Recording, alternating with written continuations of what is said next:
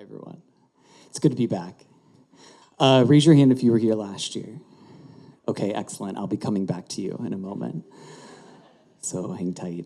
Yes, my name is Blake Colaianne, and this is not my area. I'm out of my comfort zone. Last year, I had to ask 3 times what BPO stood for, and I still don't remember. But I study the science of human development, and I am just really excited to be back. Big thank you to Jose and Jared and Alex for having me back. I had such a blast last year. And this year, I'm hoping to just continue that energy of how we can take the science of human development and actually apply it in real ways, yeah? So, as I said, I'm a college professor. I started my career as a high school science teacher. So all I know is how to turn a talk into a classroom. So I want to apologize, little disclaimer, if I tell you to get your notebooks out, get them out. If you're on your phone too much, I'm so sorry. If you look up and I'm glaring at you, it's like the teacher stare. I can't turn it off.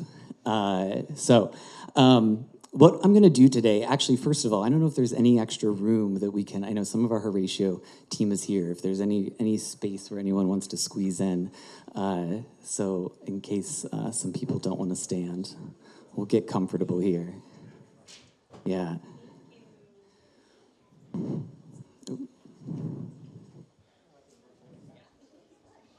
Oh boy.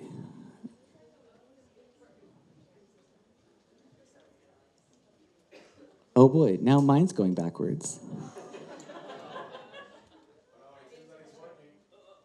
Did you do that, or did I do that? Yeah? We're gonna see. Okay, it just buzzed, so maybe that's a good sign. All right, here's what we're gonna do today. As I said, I'm fascinated with human dynamics and social connectivity. A lot of my work takes place in schools, but it turns out that human interactions happen all the time, even in the workplace. And particularly, it turns out if you ask people what's the most stressful thing about their job, they'll name all these sorts of things, but the number one thing is other people. And I do a lot of corporate consulting. I learned that it's particularly all of you that have to be on the front lines of human interaction. And so these qualities that I study, like compassion and empathy and just social relationships, are really at the forefront. And we actually can do better. We can understand each other at a better level. And the idea here is to help you think differently. Because when we think differently, we do differently. And I'm going to talk you through a couple of theories today, but I don't want you to panic when you see the word theory, because you might be thinking, okay, I don't need the theoretical, I need the practical. But just hang in there. I'm going to make these practical really fast. But my goal is to help us understand how to build deeper connections with one another by understanding each other a little more, with the hopes that when we understand each other more, we might be able to offer some more grace, some more clarity, some more balance with how we interact. How many of you have gotten emails or done workshops and have heard the terms like psychological safety in the workplace? Yes, we use this term all the time. The problem is that they never tell you how to do it. Yeah, they just tell you it's a good thing. When I was a high school teacher, I had to sit through some of the worst professional developments of my life because they would say to us to be more empathetic. But no one told us how. And so that's why I'm really fascinated with how we can use theories to get to the how, all right? So those of you who were here last year know that my talks borderline on professional development and therapy. We're going to see if we can do the same thing today. I'm going to talk to you about two theories, attachment theory and self-determination theory. And I'm going to show you how these show up in our everyday lives and how they can show up in your interactions with your team members and maybe even understand yourself a little bit more. Yeah? Are we ready? We good? Okay, here we go. I hope you did the reading for today. There was no reading. All right.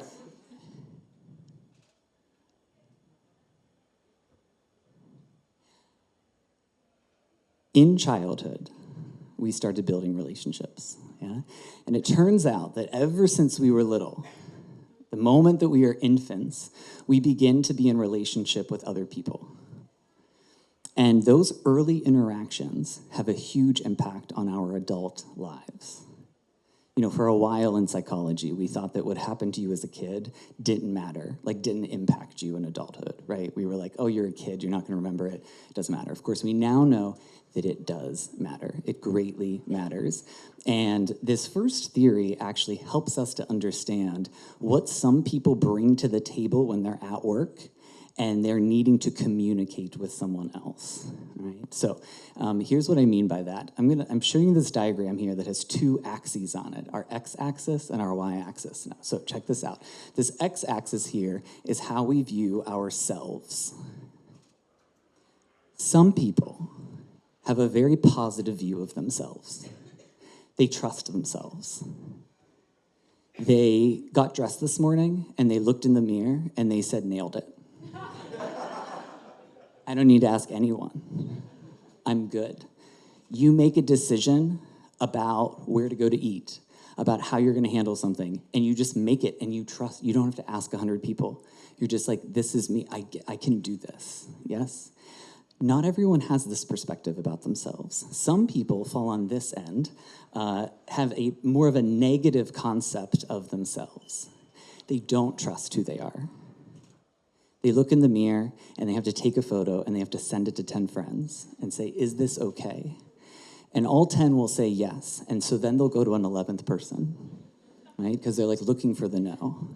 Because they're like, I have to be wrong. I think I'm wrong, yes.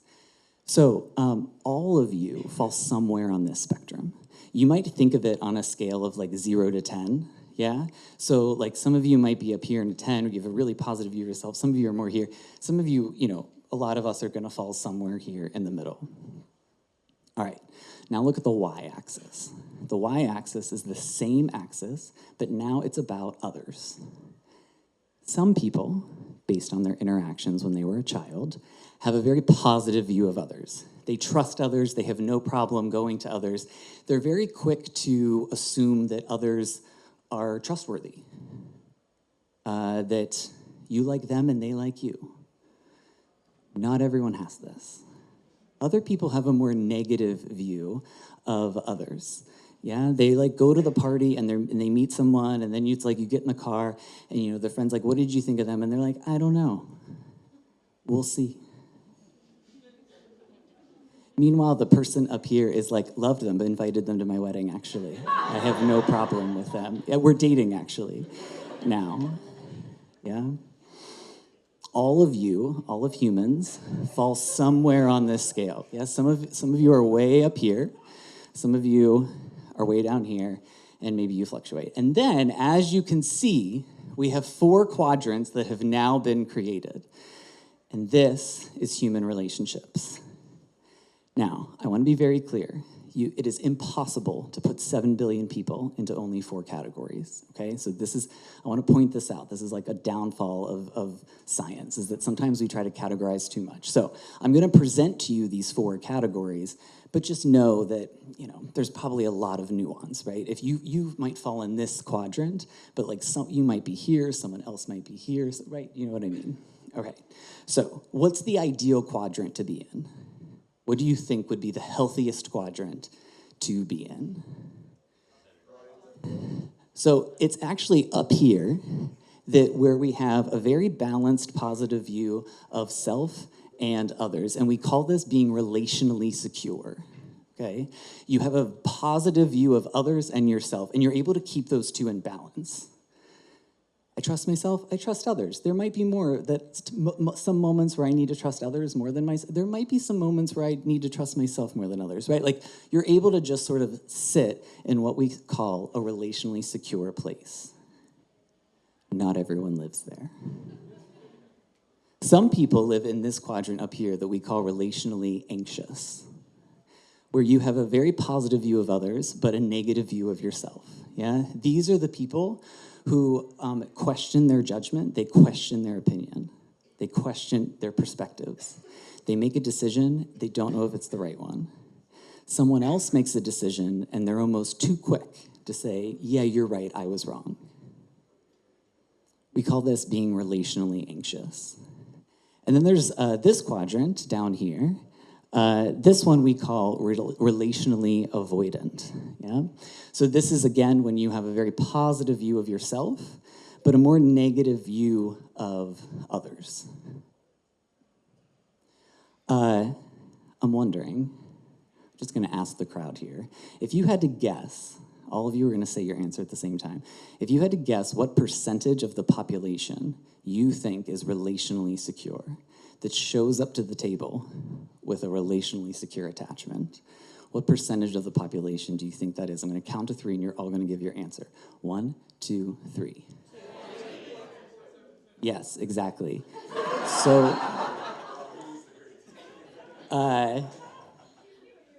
I heard a lot of 5s, I heard 10s, I heard 15s, I heard 20s. You're walking in with the assumption that like most of the human race has not shown up with it. Probably because you aren't, yeah. So you just don't want to be alone. Yeah. So no, I get that. I mean, statistically, there are people in this room who have a secure attachment. Yeah. I mean, so if you're thinking like, I actually think that is me, it could be, right? Like there are definitely people in this room.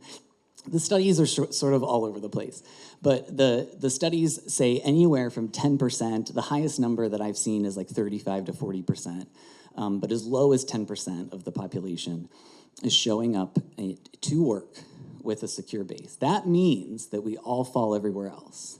Now, I do want to just quickly point out this last category. This is the smallest category of the population. We call this relationally fearful. This is, of course, where we have a negative view of the self and others. This is about under 10% of the population. I don't want to go into a lot of detail here, but you can imagine there's a lot of trauma has happened here. But people do fall in this category. So you might all start putting yourself in these categories right now. Some of you might even be going through your family members.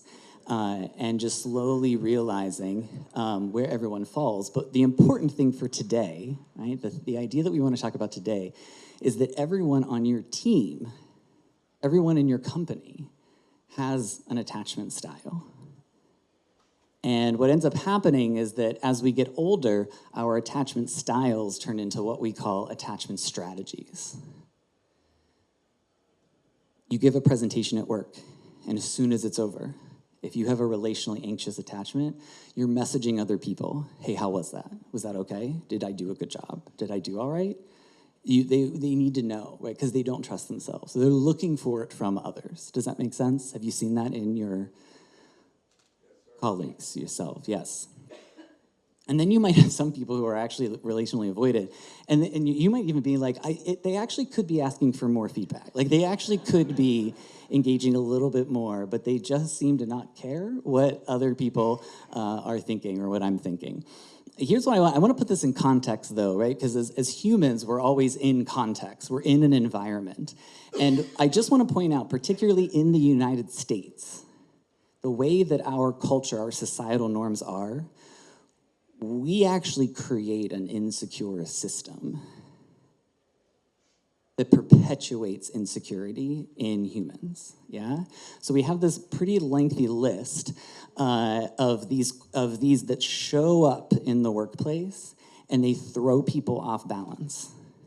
They actually throw people into what I call insecure attachment. Like it throws you off, yeah? You have to go fast, you have to go hard, and you have to go alone. Yeah?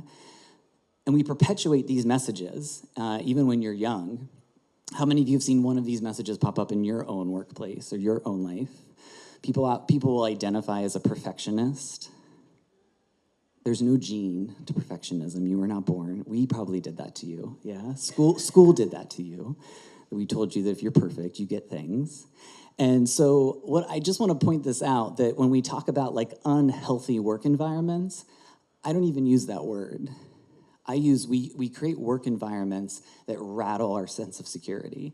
It's actually it stirs up a sense of insecure attachment. So if you have a secure attachment,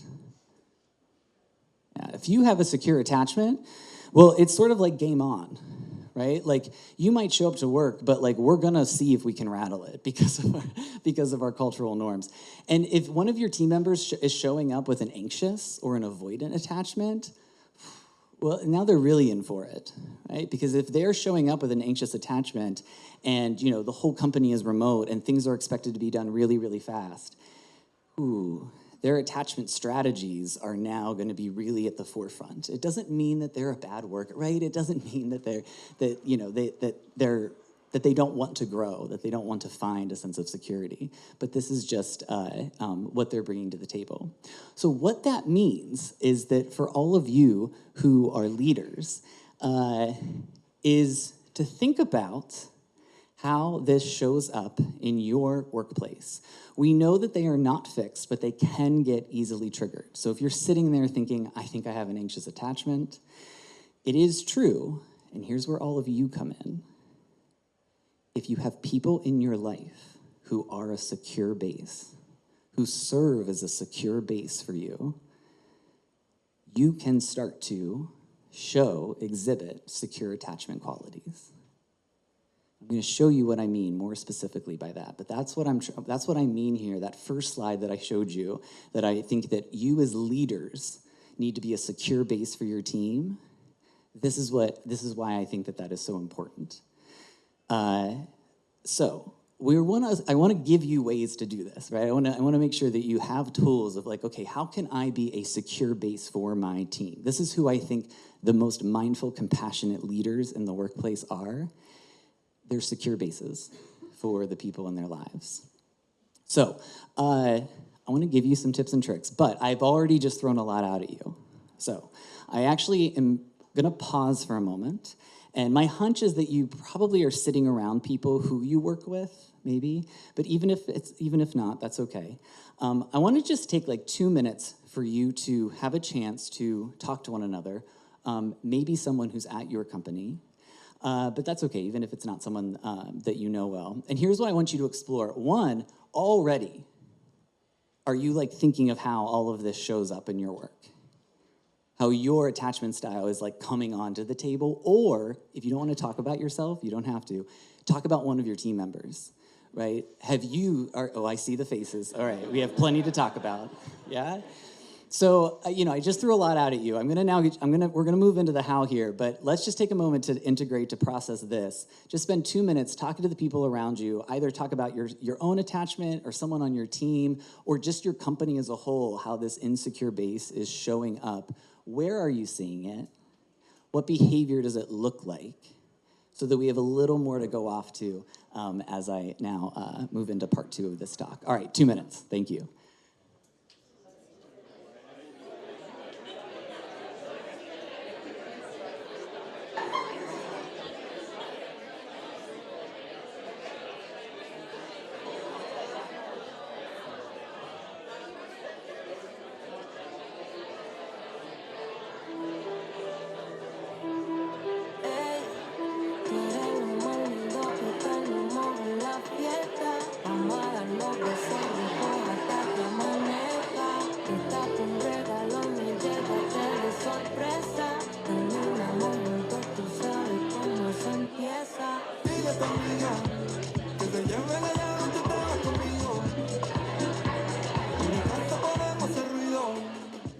Some of you are now unpacking your dating life, I understand.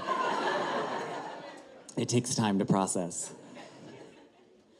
Did you have some good conversations? This is the kind of stuff, sometimes when I show up and do these talks, people are like, whoa, that was deep. But isn't that what we need? And I think in the workplace, right? We don't need the shallowness anymore of just like be kind to others. But it's like, right, we really need to understand, especially in today's world, we need to understand each other on a deeper level. Because when we understand each other more, we connect with each other more, yeah? Whenever you're able to notice, I think this is anxious attack, I think this is avoidant, right? You might find that you offer a little bit more grace, or you might ask another question, right? And start to show a little curiosity. And I think we can all agree that if there's one skill we could all use more of in our world, it's more curiosity in others, Yeah, being able to just be like, oh wait, I wonder, yeah, and so like maybe pushing a little bit further.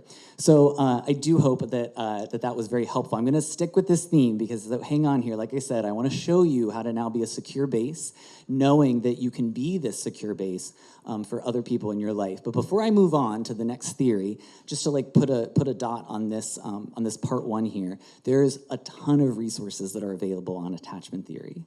There are books that are written for parents for building a secure base for your children. There's books for romantic partners on how attachment styles interact romantically. So there's some colleges offer entire courses on this theory. So that was quite an overview, but just know that there's a lot out there if you want to, and you can reach out to me if you want to explore more. All right, part two here though is that we now want to say, all right, so what we know that we need from you as a leader is to be a secure base for your team, to help your team feel a sense of safety and security. But you might be thinking, okay, how? What does this actually look like? You might also be wondering why the photo stock image of the flying child. And that's because, I know this might feel a little weird, but just go with me here for a moment.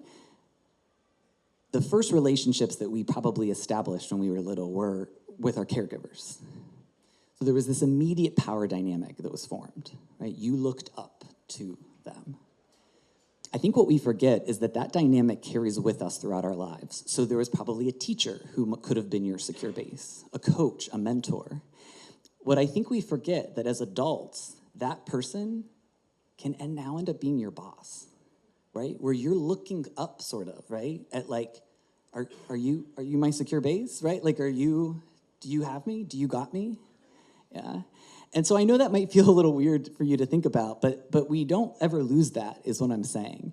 And so if any of you have people who report into you, that means that there is that power dynamic that has been created. That means that you are in a position to be a place of relational security for others. Yeah, and that's important. So let's figure out how we might do this. And this is where I'm going to introduce a new theory. This is like sort of the crux of the presentation, right? So this is where you get your notebooks out. What I'm going to do is talk to you about how to be a secure base by giving you what I call the ABCs of human motivation. Because when we feel secure, we end up also feeling like doing more things, right? If we feel secure, I want to work more. If we feel secure, I want to explore. I want to grow. I want to create. Yeah? So this ends up being the crux of motivation, of what allows us to even want to do things in our lives. And so what I'm going to do is provide for you this structure, the ABCs of human motivation, three what we might call psychological needs that all humans need. And when all three of these are check, check, check, secure base. Yeah? So what are the needs? The first need is a sense of autonomy. We are all yearning for a sense of choice, a sense of freedom, a sense of self-direction, agency. We love this. When people feel too constrained at their jobs, when they feel like they have no freedom, when they have no choice, they have no agent, this need is what we call unfilled or unmet. It's an unmet need if we don't provide this for others. The second need is belonging. We need, as human beings, we are social creatures, we need to feel a sense of connection, safety, support, security from others. Yeah? Really, we call this the authenticity need, right? When you're able to be your authentic self, that's when you know belonging has occurred. You don't just fit in, right? Fitting in means that you're just fitting in to the majority, fitting into a mold. But when we belong, we feel a sense of authenticity. So this is our second need. And then the third need is competence. It turns out we all want to feel like we're good at something. We all need to feel like we are competent. If you were struggling in math and your fourth grade teacher said, "You're struggling, but I know you can do this." Doesn't that just feel good? Yeah, like the nervous system just calms down. The nervous system's just like, oh, okay, so maybe I can. Maybe I can. Even having someone say, you're really good at that. This is often how we go from playing soccer to being a soccer player. When someone has allowed us to feel like we are competent, it becomes part of our identity. Yeah? And so when these three needs are met, this is what we would call a secure base. Okay, so how? It's all in how you talk. It's all in how you talk. The things that you say to other people can fill these needs. Yeah?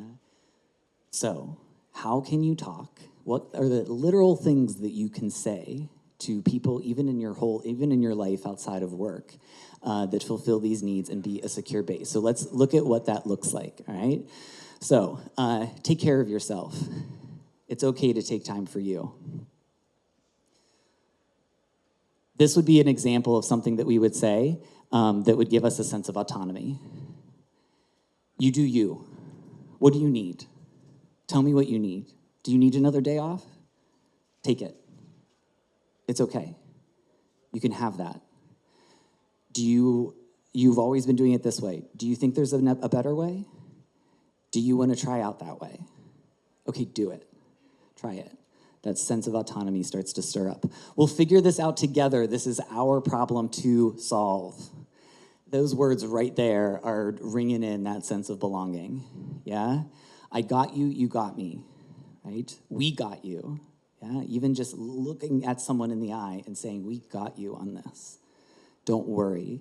I am here, and we're going to figure this problem out together. Yeah, that's the whole part of a team. Again, I think sometimes we just assume that people are hearing these messages, right? Or we're just like, oh, no, the work environment. No, they know. This is why I always emphasize to people, no, say it, right? We really need people to hear it. And then finally, of course, this last one, competence. You can do this. You can and you will. You are capable of this.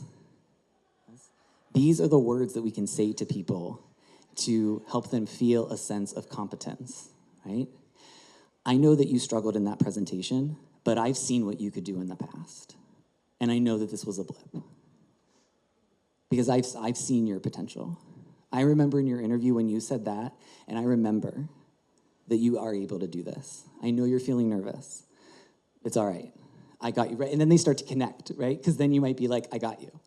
Yeah? And then we start to, in many ways, end up fulfilling all three needs at once. This is what moves people into a secure attachment.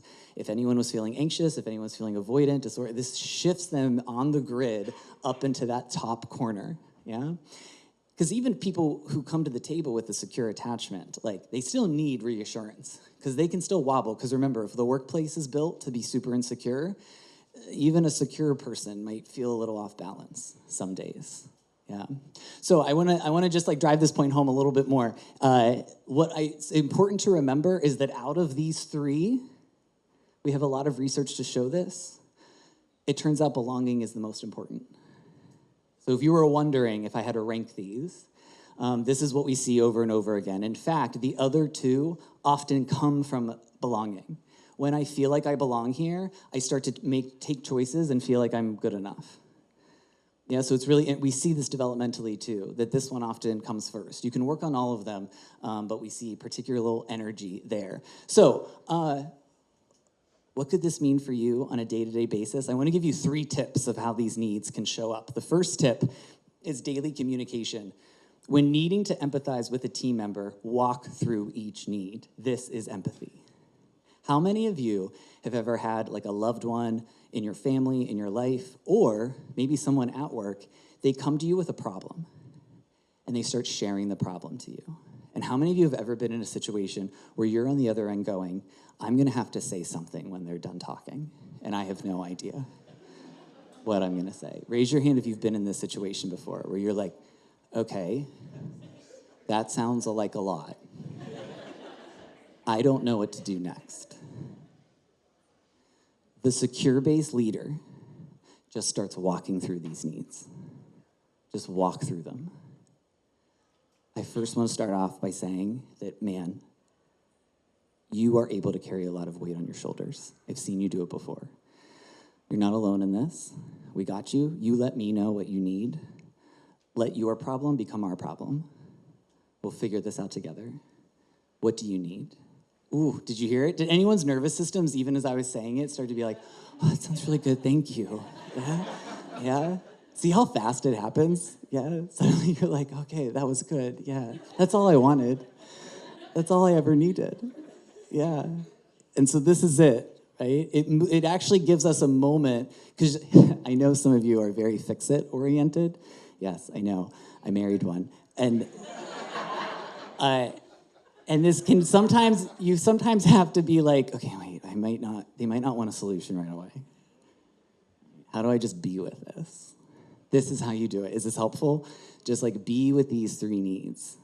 You know, there might be some solutions that come later, but this can be helpful. All right, tip number 2, if a team member is underperforming on a project, one check-in could be, well, which of these needs might have been robbed, right? Which might go, so this can be a good inventory for you to be like, is it that they feel like that they're constrained right now, that there's no choice? Do they just not have any social support here? Do they not feel connected, right? Have I gave them a task actually too hard? And so they don't even feel competent because the task itself is too hard, yeah?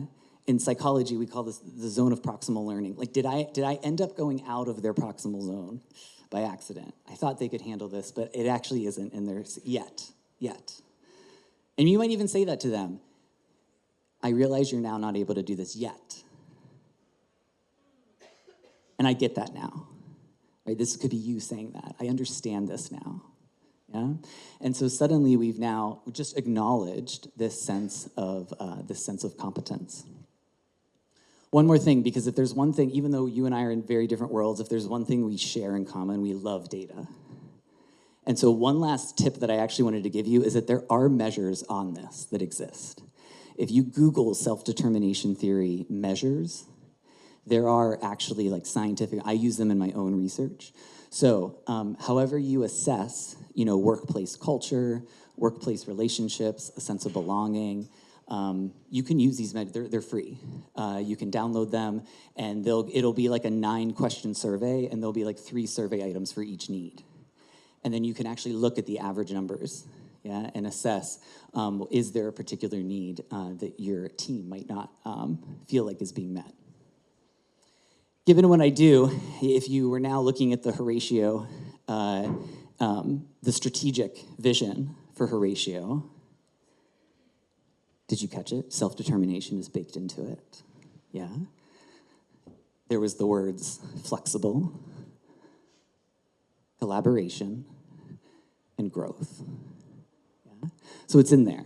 So you can get creative about actually like how you work these human needs, even into the language that the company might use. Yeah? All right.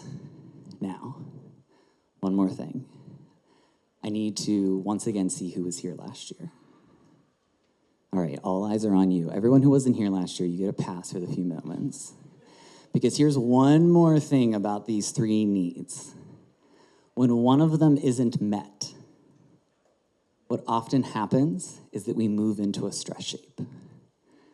We become stressed. So, for those of you who were here last year, I just have a quick pop quiz. Because there's a lot of people in this room who weren't here last year and say they don't know the 5 stress signatures that I introduced to you last year. So we need to make sure everyone gets caught up to speed in this room. So you're gonna help me. So again, I'm wondering, the question is, when our needs are not met, we often become stressed and we move into a stress shape. So here we go. What are the 5 stress shapes? Who can give me one? I love this. Fire. Fire is our fight. Oh God, you guys are so good. All right, fire is our fight response, yes? This is our fight response. Of course, that was the first one too, right? Because it's the fight energy that when I'm stressed, I just go right after it. Yes. Give me another one. Okay, iron. Okay, yes. So we'll do iron and air. So let's talk about these two.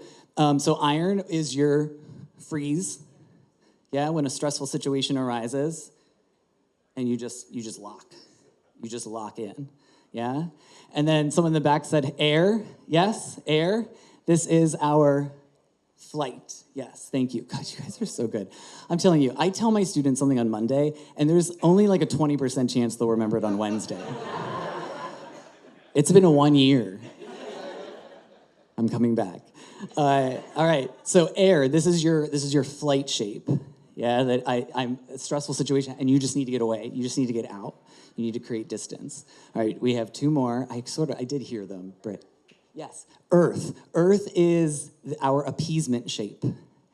So it's a stress signature that sometimes we just fawn and we just appease and we just start saying yes, even though we don't understand or we don't know, but we just start agreeing to things. And then finally, I heard it. Everyone? Water. Yes, so good. Yes, so we then have our water shape. This is our connector shape. This is when we get really stressed. We begin to reach out to others. So we end up moving through stress by finding someone else to connect with. So these are the 5 stress shapes. Well done, everyone. And this was the bridge between last year and this year that I wanted to make. Just make sure that you see that even though this is all new information, there's a thread here that when you might see someone in a stress shape, now that you notice it, hopefully now there's a new question that you can ask, which is why?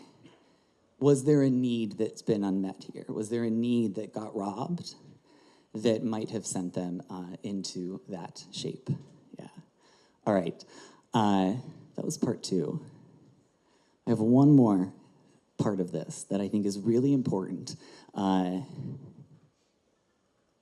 end with. How many of you have been sitting here thinking, what about me? You might be thinking, well, wait a second. I have an insecure attachment. I have an anxious attachment, and I have 50 people who report into me. So what am I supposed to do? And so this happens, right? And so, and you might be thinking about your boss, right? And like, oh, wait, is my boss even a secure base for me? Right? Because ideally, yes. I mean, ideally, we would just keep being, we would go up the ranks, and we would all be a secure base for one another. But you matter too, and that's what I want to talk about. I think that so often, I do a lot of work with teachers as well, and all they want to do is talk about the students. They just want to talk about what they can give to their students. They're like, whoa, what about you? And so even though you might all be thinking about all the people who report into you, your team, I want to now spend a little bit of time talking about you. If you asked me to define workplace burnout, for me, it's when the ability to connect is starting to erode. It is about connection. It is about relationality. When you are now starting to feel like, I cannot connect with, I can't even hold their emotions, I can't even hold, that to me is what burnout actually is. It's an issue of disconnection, of social disconnection. And so, of course, to restore that connection, we have to think about attachment and self-determination, right? We have to think about our needs. We have to think about our secure base. So I want to just end by talking about you.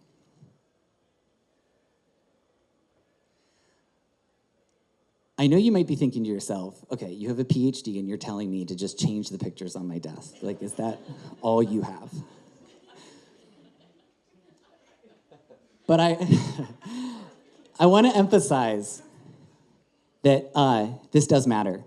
There is the concept of what we call social baseline in psychology, and it's where we, human beings actually assume that we have social resources. We actually move through life with that assumption.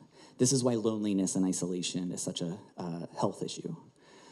Because as social creatures, we're looking for that secure base. So I know it might seem cheesy, but it's true. The pictures on your work desk matter. How many of you have a picture on your work desk of a loved one or something, and you haven't looked at it in 2 years? We put pictures on our desks, yeah? And then our brain immediately registers it. It no longer sees it as novel, and we actually stop looking at it. Have you noticed that this happens? You hang things on your walls at home. That beautiful piece of artwork that you bought on vacation. And it was like, when was the last time you looked at it? Yeah? And so truly, there was actually a great study done on this about pictures. in the workplace, and how you can think about bringing your secure base in. So I know it might seem like crazy, but I'm telling you, I tell people, set a reminder on your calendar every month. You should be changing a picture, something on your workspace. You should be putting up a new thing that reminded you of the vacation, a new thing that reminded you of a memory, of a loved one, of a family member, of a friend, yeah?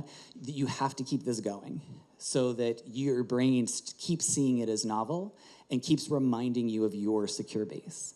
I've even had high school students build a secure base photo album on their phone, and they scroll through it whenever they're in a time of need. And it's just an album of all their secure bases. Yeah? So whatever you might need to do to restore that. What you do as you transition into work and out of work matters. Yeah? I've also had people create a Spotify playlist. The playlist is called their secure base playlist. And it's all the songs that remind them of who they are. It's all the songs that like pump them up, that just get them excited, that they can sing along to. And I tell them, like, I know a lot of hybrid work now, but if you do have a commute, right? Like if you do have that drive, like this is when it matters.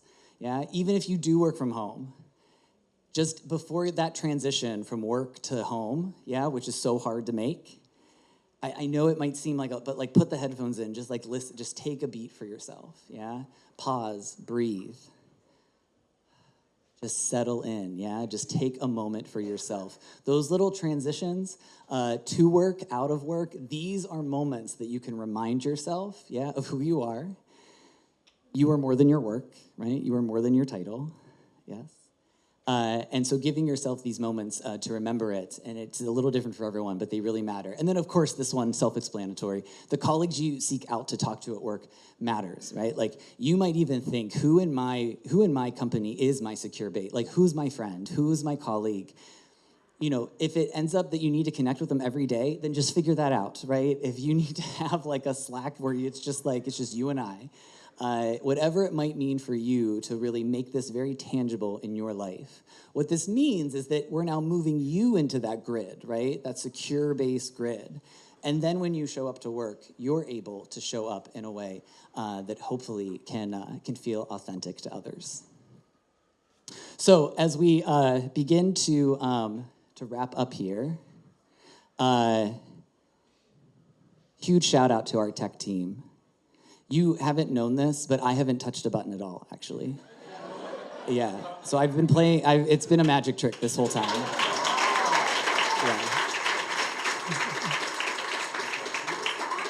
Every time I went like that, they changed it for me, yeah. It's brilliant, my secure base. They see me. It feels good. As Maya Angelou said, I see you, I hear you, and what you say matters. Yeah? And I really think that this is at the crux of it. Save your money. You don't need to buy the books on like mindful leadership and like how to lead a psychologically safe workplace. Yeah, just save your money. This is it. This is just what we have to keep coming back to, is what does it mean to build a sense of relational security, maybe not just on your team, but if you have the power in your company, right? Like what levers of change do you have available to you? That you could be like, wait, are we taking these needs into consideration? Are we assessing these needs? Even when we're onboarding people, like how can we make sure that we understand and let them know that these needs are also important to us? And let them know that these matter. And if they might feel like one is being unmet, that they can come to us. I really believe that if we focus on this, all as a society, if we just start talking about human development a little more at work, we really can all become a little bit more human, and we all start to recognize that our worth is not tied to our productivity. Our worth is not tied to our work titles. We belong, we have dignity, we have worth, and we don't have to earn it. And you can help people feel that. Thank you.